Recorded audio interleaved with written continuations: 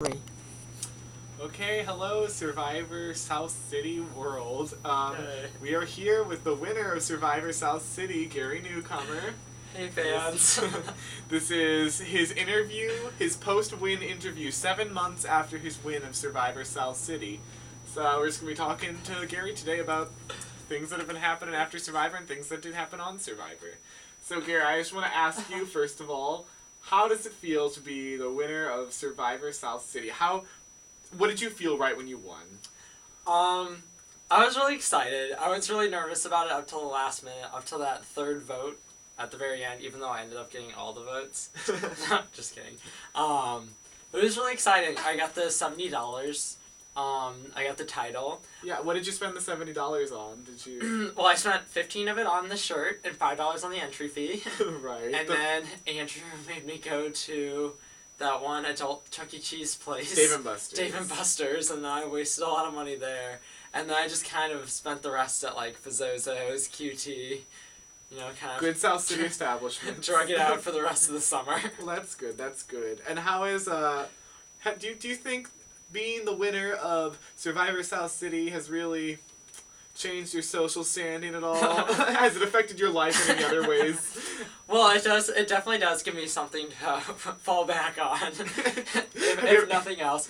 I have been approached about being in Survivor South City, and then once I've said that I won it, people are always really impressed. Who were you approached by? I think, I was talking to Michael Meyer and his girlfriend about Survivor South City, and they said they knew about it, and I told them I won. They were pretty impressed. Wow, so people who weren't maybe even fans of the group recognize that you're the winner, so yeah, that's a big deal. And every once in a while, you never know when you bump into people at South City gatherings. People know what's going on. It's impressive. Something to put on your graduate school applications too.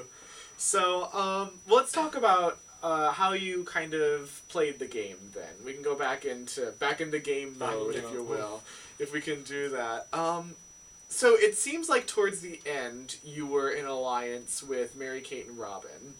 Were you in an alliance with them the whole game, or did that develop more towards the end of the game? Can you elaborate on that a little bit? Okay, well, I think I've had a lot of alliances in the game, and I did do my best to keep them up until, as far as I could, until it, conflicted with another alliance.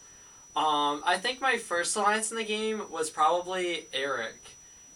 Eric and I were talking even before the game began, so we were pretty much towards the beginning. But I also talked to Mary-Kate about a Murdoch alliance.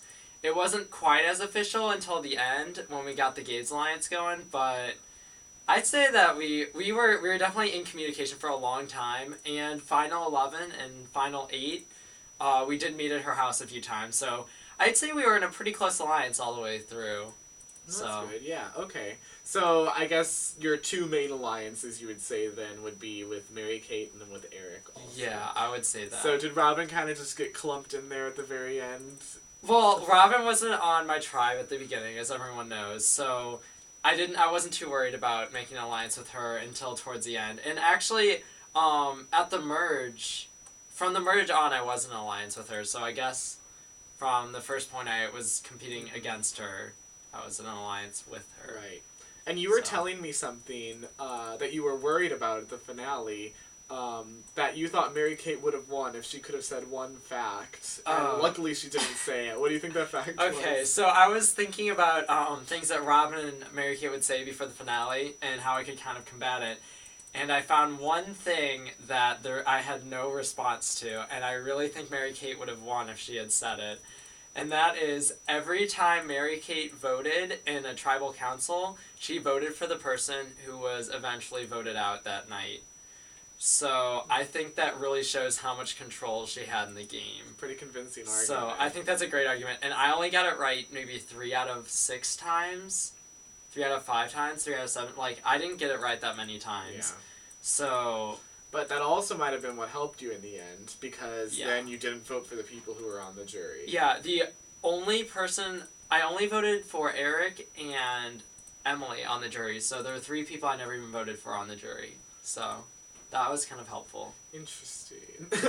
I know. Well, so that's a move you could have made, Mary Kate. Yeah, Mary. So I was worried. Maybe in the mole. Yeah. No, but so I'm trying to think. Oh, so obviously towards the end of the game, one of the most impressive things that you did that really helped propel you towards the end of the game was your immunity challenge wins. Yeah. I mean, and that's a big part of the game too, the physical part of the game, and you obviously showed that you could do it.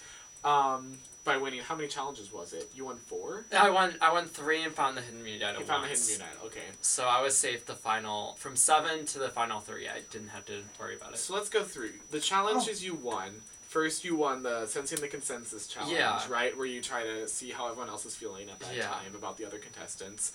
Then you also won the Filling Up the Bucket challenge. Up the buckets, which was a very social challenge, too. Right. And then the last challenge you won was the final endurance challenge, standing on the bricks. Out of all those challenges, what do you think was the most challenging one to win, and what do you think was the one that you're the most proud of? Obviously the most challenging one to win was the final 4, because Mary Kate and Greg, and even Robin, Robin lasted a long time. Mm-hmm. I didn't even think I was going to last as long as Robin lasted at the beginning. Mm-hmm. But Mary Kate and Greg looked like they were gonna be in it for the long haul, and I was on the struggle bus from pretty early on. So I'm very proud that I kind of hung in there, and that's very exciting for me. And honestly, I think all 4 of us should be very proud. So right, yeah, that was a difficult challenge. Yeah. So I guess that's a good one to be proud of. Ooh, sorry. We ate at the fish fry. Yeah, we just came from the fish fry. So, anyway, so I'm trying to think of some other things. So I guess if you had fallen and Greg had made it to the finals, do you know who you would have voted for if that was the final 3 situation, if you had been voted out after that? Assuming that the final 3 would have been Greg, Mary Kate, and Robin. Yeah, well, ideally, I was studying up on my trivia a lot before that challenge, because I knew that it was going to be Greg or me tied with Robin no matter what. Right. And Greg was very intimidating to go up against. So, but if I had been voted out, I really don't know. I feel like a lot of people would have voted for Greg, and I honestly would have felt very compelled to vote for Greg too, since he played a good game. Right. And he was it was very surprising he made it so far, especially since he didn't know many people. But at the same time, I think I might have voted for Mary Kate too, since we were in an alliance from the beginning. Right. If she had voted for me, I might have gotten a little angry at her and Robin, so maybe I wouldn't have. Who knows? But and even Robin, I think Robin did pretty well. So yeah. I forget who said it. I think Emily said it in one of her interviews. It's everyone has a chance to win, but it's who can make the case the best for them to win. So I think it really would have been what everyone said. Right. So is there anyone else in the game other than? Do you think that the people you were up against in the finals were your toughest competition, or do you think you kind of got rid of your competition before the finals? I mentioned this up in the finale. Mm-hmm. I was terrified to be in the finale with Emily, Zach, Greg, Eric from, I think it was like the final 9 or 11. Mm-hmm. So, yeah. And even Kathleen, I thought Kathleen was going to get voted out, and she did, so I wasn't too worried there. But I was really worried that the 4 other ones would make it, and I really don't think I would have won if any of them did. And if Kathleen made it too. Kathleen did so great. Oh, yeah. I wish she had lasted a little longer. Yeah. Well, and not if it had jeopardized me, but right. But I really don't know. I honestly think any of those 5 people could have taken it at any point in the game if something happened. Now, okay. Scary. Something I did hear, talking to some other fans of Survivor South City, they are out there, I know you're there, was one criticism people might have had of your gameplay, well, not even a criticism, just an observance, is that people didn't really notice much happening with your game towards the very start of Survivor. It didn't seem like you were making any moves or anything until the merge. Is that true, or were you making certain plans towards the start of the game before the merge also? I think that's where my alliance with Eric came into play. It didn't get touched on really at all during the reunion episode, which I missed. But Eric and I, at the very beginning, we had a game plan, and that was to break up the Notre Dame Alliance that we suspected from day one. Right, which you were successful Which we were successful in, thank God. And,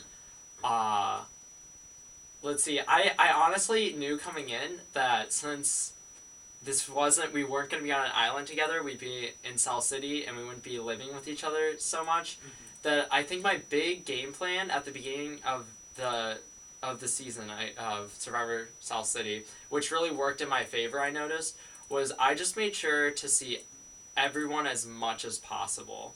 And I really talked to pretty much everyone during that time, and I think I'm one of the only people, if anyone, who actually did make the effort to talk to every single person. Right. And I tried to single them out at different events, like I talked to Emily Putz at a play, and at Mary Kate's grad party, and I just try to just kind of play the scene and get to know what everyone was thinking. Right. And I definitely wanted to go under the radar. That was my goal. Yeah. And it worked. Yeah, and you were successful. Yeah. Definitely. Well, I guess we can start wrapping up this interview, but is there any one memory from Survivor South City that you really think was your favorite overall, that really kind of sums up the whole thing for you? Wow, there were so many memories, first off. I'm trying to think of one that really stands out in particular. I think I spent a lot of time strategizing with Eric, Mary Kate, and Emily, too. It's kind of surprising. And I think that kind of just stands out. Those, like, really late-night phone calls and, like, freaking out and driving around and being sketched. A lot of the stuff that the viewers don't get to see. Yeah, a lot of the stuff that the viewers don't get to see. And I think there were a lot of little alliances that were happening that never really got recognized. Mm-hmm. But all in all, I think it was really exciting. And then winning the Final Four challenge and being in it was definitely a memory that I'll carry on to the end, because all four of us really bonded during those few minutes. Awesome. Few minutes. Those many, many minutes. Right, many minutes. Yeah. Well, as you all know, this next summer, coming up in a few months, about 2 months, we're going to be starting STL Mole, and Gary will be one of the contestants. Back from his spot as the winner, he will be a contestant once more.